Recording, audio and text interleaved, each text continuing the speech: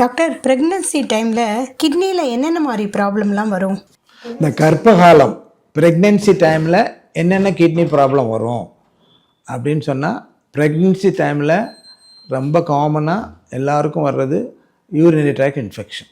அதனால தான் ஏன்னா அவங்களுக்கு வளரும் குழந்தைனால யூட்ரஸ் என்லார்ஜ் ஆகிட்டே போகிறப்போ யூட்ரஸும் பிளாடரும் பக்கத்துலேயே இருக்கிறதுனால என்லார்ஜ்டு கிராவிட் யூட்ரஸ் பிளாடரை கம்ப்ரெஸ் பண்ணுறதுனால அவங்களுக்கு இன்ஃபெக்ஷன் வரும், ஸ்டேசிஸ் வரும்.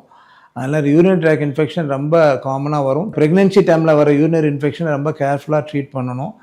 அது ஏசிம்டமேட்டிக்காக கூட இருக்கலாம். ட்ரீட் பண்ணும் பொழுது கொடுக்குற மருந்துகள் குழந்தைக்கு பாதிக்காத அளவுக்கு பார்த்து கொடுக்கணும். ஏன்னா அம்மாவுக்கு சாப்பிட்ற மருந்து ஃபீட்டஸை அஃபெக்ட் பண்ணிடக்கூடாது.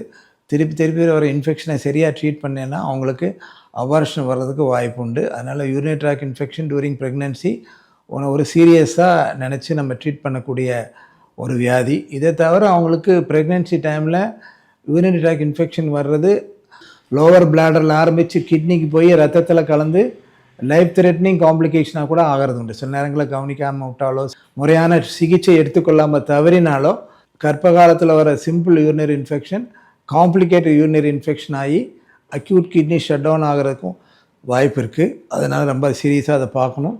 இதை தவிர ப்ரெக்னென்சி டைமில் வர்ற இந்த யூரினரி இன்ஃபெக்ஷனால் வர்ற ஸ்டோன் ப்ராப்ளமும் உண்டு. இதை தவிர காலில் வீக்கம் வரும். ப்ரெக்னென்சி டைமில் எல்லா உமனுக்கும் வீக்கம் வர்றது ரொம்ப சர்வசாதாரணம், எல்லோரும் பயப்பட வேண்டியதில்லை. அதில் ஒரு காரணம் இந்த கர்ப்ப காலத்தில் வர ஜனி நோய், பிபி இருக்கும், காலில் வீக்கம் இருக்கும், ப்ரோட்டீன் லீக் இருக்கும். சிலருக்கு ஆல்ரெடி இல்லாமல் இருந்து புதுசாக ப்ரோட்டீன் லீக் ஆரம்பிக்கலாம். சில வகையான கிட்னி டிசீஸ்னாலையும் ப்ரோட்டீன் யூரியா வரலாம். சின்ன வயசில் ப்ரோட்டீன் யூரியா இன்கம்ப்ளீட்டாக ட்ரீட் பண்ணியிருந்தாலும் ப்ரோட்டீன் யூரியா வரலாம்.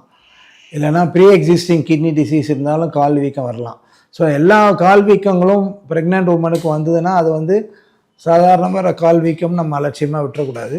அவங்களுக்கு இந்த மாதிரி அண்டர்லையிங் ரீனல் டிசீஸ் இருக்கா, அண்டர்லையிங் கிட்னி ப்ராப்ளம் இருக்கா அப்படின்னு பார்த்துக்கிறது ரொம்ப ரொம்ப முக்கியம். இதை தவிர இந்த ஹை பிளட் ப்ரெஷர், ப்ரெக்னென்சி டைமில் வர்ற பிளட் ப்ரெஷருக்கும் கிட்னி ப்ராப்ளம் ஒரு காமன். ஸோ ப்ரெக்னென்சி டைமில் வர்ற பிளட் ப்ரெஷருக்கு ஜன்னிவாதம் அப்படிங்கிறது காமனாக இருந்தாலும் ப்ரெக்னென்சி ஹைப்பர் டென்ஷன் வர்றவங்களுக்கு திருப்பி ரெக்கரண்ட் அபார்ஷன் ஆகும், அவங்களுக்கு ப்ரோட்டீன் லீக் ஆகும்.